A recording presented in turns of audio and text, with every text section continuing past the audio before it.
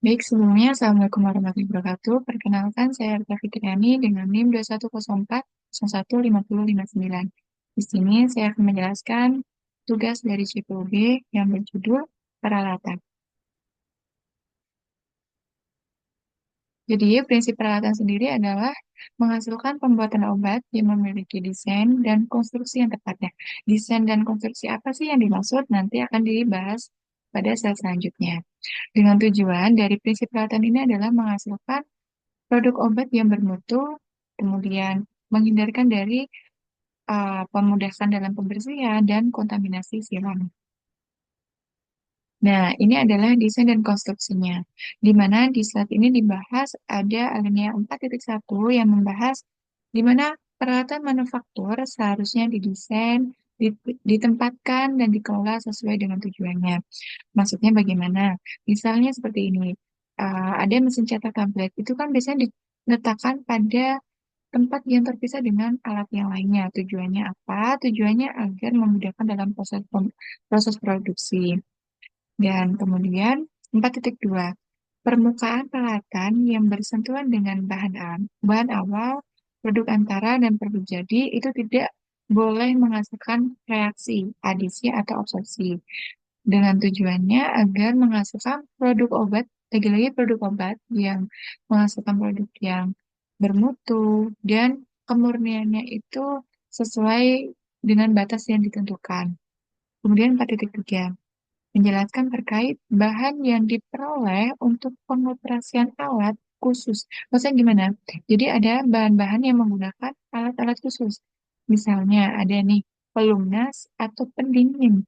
Tidak boleh bersentuhan dengan bahan yang sedang diolah, sehingga tidak mempengaruhi identitas, mutu, dan kemurnian bahan awal.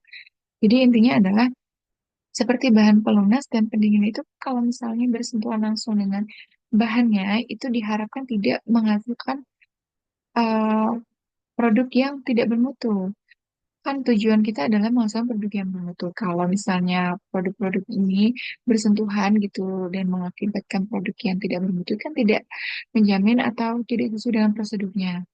Kemudian 4.4, peralatan tidak boleh merusak produk akibat katup bocor, tetesan pelunas, dan hal sejenisnya karena perbaikan, pemeliharaan, modifikasi, dan adaptasi yang tidak tepat. Jadi intinya kalau misal ada adaptasi, ada pemeliharaan, itu tidak boleh mengganggu aktivitasnya. Kemudian 4.5 menjelaskan di mana peralatan manufaktur seharusnya didesain sedemikian rupa agar mudah dibersihkan. Tadi ya, desain dan konstruksi sendiri tujuannya adalah salah satu untuk menghasilkan produk yang bermutu adalah agar mudah dibersihkan. Kenapa agar mudah dibersihkan? Dijelaskan juga di 4.6, agar terhindar dari kontaminasi. Ya, tidak menjadi sumber kontaminasi. Kemudian, desain dan konstruksi selanjutnya, peralatan produk yang digunakan seharusnya tidak berakibat buruk pada produk. Jadi tadi kan sudah dijelaskan di awal ya, peralatan-peralatan ini adalah diupayakan untuk menghasilkan produk yang bermutu. Jadi kalau misalnya ada peralatan ya diwajibkan atau diharuskan tidak berakibat buruk pada produk yang dihasilkan.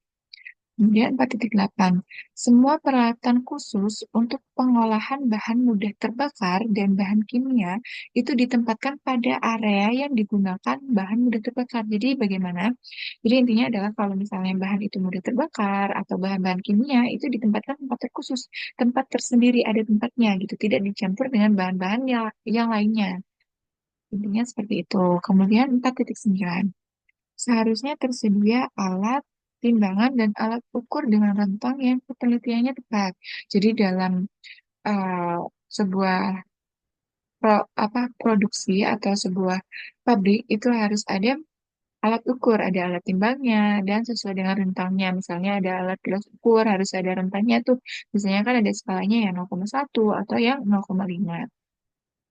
Kemudian 4.10 dijelaskan juga tadi apabila ada alat-alatan yang mudah rusak, itu harus pelunasan hal sejenis atau karena perbaikan. Jadi kalau misalnya ada perbaikan ya diperbaiki di luar dari produksi. Kemudian 4.11, Filter cairan yang digunakan untuk proses produksi tidak boleh melepaskan serat ke dalam produk. Filter yang mengandung asbes tidak boleh digunakan walaupun sesudahnya disaring. Jadi kalau filter kan ada saringan. Kalau misalnya saring itu mengandung asbes, itu tidak boleh digunakan. Kemudian 4.12 pipa air suling, air delonisasi dan bila perlu pipa air lain untuk produksi seharusnya disanitasi sesuai prosedurnya. Jadi kalau misalnya ada pipa air suling atau pipa delonisasi itu harus dilakukan sanitasi atau pembersihan sesuai dengan prosedurnya. Intinya adalah desain dan konstruksi ini adalah tujuannya agar menjamin produk yang baik, terhindar dari kontaminasi, kemudian sesuai dengan prosedurnya dan aturannya seperti itu. Kemudian pemasangan dan penempatan. Kenapa sih dilakukan pemasangan dan penempatan? Tadi di awal juga sudah dijelaskan untuk memudahkan atau untuk mencegah resiko kesalahan atau terjadinya kontaminasi. Jadi kalau misalnya tadi mesin tablet, kalau misalnya dicampur dengan alat-alat lainnya kan bisa menyebabkan kesalahan atau resiko kesalahan gitu. Dan terjadinya kontaminasi, alhasil produk dari obat itu tidak bermutu baik. Seperti itu. Kemudian peralatan satu sama lain seharusnya ditempatkan pada jarak yang cukup untuk menghindari kesesakan serta memastikan tidak terjadinya kekeliruan dan ketercampuran produk. Jadi, tadi kan peralatan itu harus dipasang sedemikian rupa gitu. Selain itu, peralatan juga harus diberikan jarak yang agar memudahkan dalam proses produksi, agar tidak terjadinya kesesakan. Kan kalau misalnya kesesakan itu kan susah susah bergerak gitu, alhasil tidak nyaman dan hasil produk juga atau produk akhirnya yang dihasilkan itu tidak bermutu baik.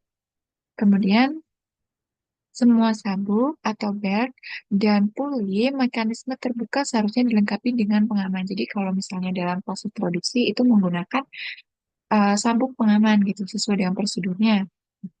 Kemudian nih, ada air, uap, dan udara yang bertekanan akan vakum serta saluran lain seharusnya dipasang sedemikian rupa dan harus diberikan penanda. Jadi kalau misalnya ada saluran air atau vakum itu harus dikasih penanda. Tujuannya apa? Tujuannya agar menunjukkan ini loh penggunaan dari air tersebut. Ini adalah pipa yang digunakan untuk misal pembersihan kontaminasi gitu. Terus tiap peralatan utama seharusnya diberi tanda dengan nomor. Jadi kalau misalnya peralatan itu diberikan tanda atau nomor, tujuannya ya agar menunjukkan peralatan yang digunakan agar tidak terjadi kekeliruan ya intinya. Seperti itu, kemudian peralatan yang rusak jika memungkinkan seharusnya dikeluarkan. Jadi kalau misalnya ada peralatan yang rusak, itu dikeluarkan dari area produksi. Dan setidaknya beri penanda yang jelas. Intinya tadi diberikan penanda, kalau ada yang rusak ya dikeluarkan dari area produksi. Kemudian eh, pemasangan dan penempatan ya tujuannya agar memudahkan dalam proses pembuatan produk obat akan menghasilkan produk obat yang bermutu. Oke, masuk ke pembersihan dan sanitasi peralatan. Pembersihan dan sanitasi peralatan ini dilakukan baik di luar maupun bagian dalam sesuai dengan prosedur yang telah ditetapkan, serta dijaga dan disimpan dalam kondisi yang bersih. Tiap kali sebelum dipakai, kebersihannya diperiksa untuk memastikan bahwa semua produk atau bahan dari batch sebelumnya telah dihilangkan. Jadi intinya kalau sebelum penggunaan atau sesudah penggunaan itu dipastikan alat itu sudah dibersihkan. Kemudian metode yang digunakan adalah menggunakan cara vakum atau cara basah. Itu untuk pembersihannya. Kemudian pembersihan dan penyimpanan. Pembersihan penyimpanan itu dipindahkan sesuai dengan ruangan yang terpisah dari ruangan pengolahan. Jadi kalau misalnya sudah dibersihkan, itu ditempatkan di ruangan yang terpisah dengan ruangan pengolahan. Kemudian yang keempat adalah prosedur tertulis yang cukup rinci untuk pembersihan dan sanitasi peralatan serta wadah yang digunakan dalam pembuatan obat seharusnya dibuat, divalidasi, dan ditaati. Jadi bagaimana? Jadi dalam prosedur pembersihan itu sudah ada aturannya dan harus ditaati dan divalidasi. Divalidasi artinya apa? Harus sesuai gitu. Oh, ini cara yang baik, cara yang benar itu seperti ini gitu. Harus ada valid data gitu. Kemudian yang kelima, catatan mengenai pelaksanaan pembersihan, sanitasi, sterilisasi, dan pemeriksaan sebelum penggunaan peralatan seharusnya disimpan secara benar. Jadi tadi selain disimpan di ruangan yang terpisah dengan area produksi, dicatat dan disimpan secara benar. Kemudian yang keenam, biasanya alat-alat atau bahan yang digunakan untuk pembersih itu ada disinfektan dan deterjen. Kemudian dipantau terhadap kontaminasi mikroba. Jadi pastikan tidak ada mikroba yang yang ada pada peralatan seperti itu. Kemudian pemeliharaan dari peralatan sendiri dipelihara sesuai jadwal untuk mencegah malfungsi. Malfungsi ini adalah ketidakfungsian atau tidak ada fungsi. Misalnya peralatan peralatan timbangan, kalau misalnya tidak dijaga sesuai pembersihan atau pemeliharaannya, kemungkinan kan bisa terjadi malfungsi atau fungsinya itu tidak ada. Percuma kan gitu kan. Jadi tidak berfungsi dengan baik. Terus atau terjadinya kontaminasi mempengaruhi identitas, mutu, dan kemurnian produk. Kemudian yang kedua, kegiatan perbaikan dan pemeliharaan tidak boleh menimbulkan resiko terhadap mutu produk. Jadi adanya misalnya ada alat yang rusak atau pemeliharaan gitu, itu tidak boleh menjadi alasan menimbulkan resiko terjadinya mutu produk atau mutu produknya jadi jelek misalnya setelah dibersihkan, itu tidak boleh. Jadi tadi harus sesuai dengan prosedur pembersihannya kan. Lalu bahan pendingin, pelumnas, dan bahan kimia lain seperti cairan alat penguji suhu seharusnya dievaluasi dan disetujui dengan proses formal. Yang keempat, prosedur tertulis untuk pemilihan peralatan seharusnya dibuat dan dipatuhi. Jadi tadi kalau misalnya sudah ada prosedur untuk pembersihan alat, pencetak tablet, misalnya dibersihkan dengan kuas, itu harus ditaati karena itu sudah divalidasi gitu. Kemudian yang kelima, pelaksanaan pemeliharaan dan pemakaian suatu peralatan utama seharusnya dicatat dalam buku logbook alat yang menunjukkan tanggal, waktu, produksi, kekuatan, dan nomor setiap batch atau LOT yang diolah dengan alat. Jadi intinya semua kegiatan dari peralatan itu setelah pembersihan itu harus dicatat. Tanggalnya, waktunya, produk, kekuatan, dan nomor setiap batch-nya. Tujuannya apa? Tujuannya agar tidak terjadinya kekeliruan gitu. Kalau misalnya alat ini sudah dibersihkan, apa hasilnya, datanya, yaitu dari logbook atau buku catatan. Kemudian yang keenam, peralatan dan alat bantu seharusnya dibersihkan dan disimpan.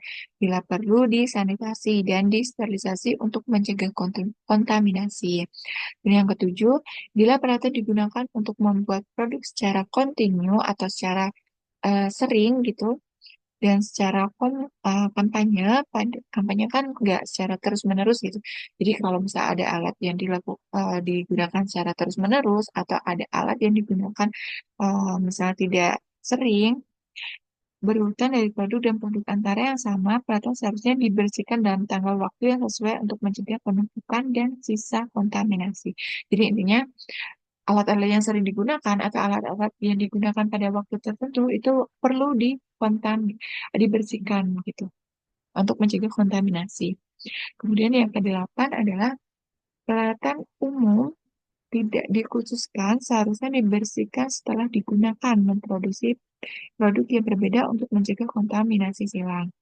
Kemudian yang kesembilan, peralatan seharusnya diidentifikasi isi dan status kebersihannya dengan cara yang baik. Yang ke-10, buku logbook untuk peralatan utama dan kritis seharusnya dibuat untuk pencatatan validasi.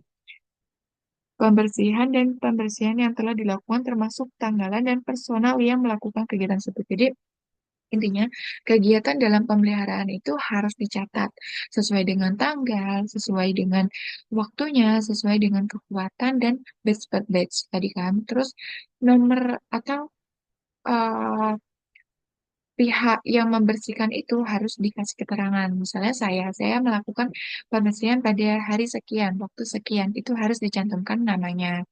Itu adalah pemeliharaan. Tadi pembersihan dan sanitasi ya tujuannya untuk pemeliharaan sendiri agar terjadinya kesalahan, misal alat ini belum dibersihkan, pengecekannya lebih mudah gitu.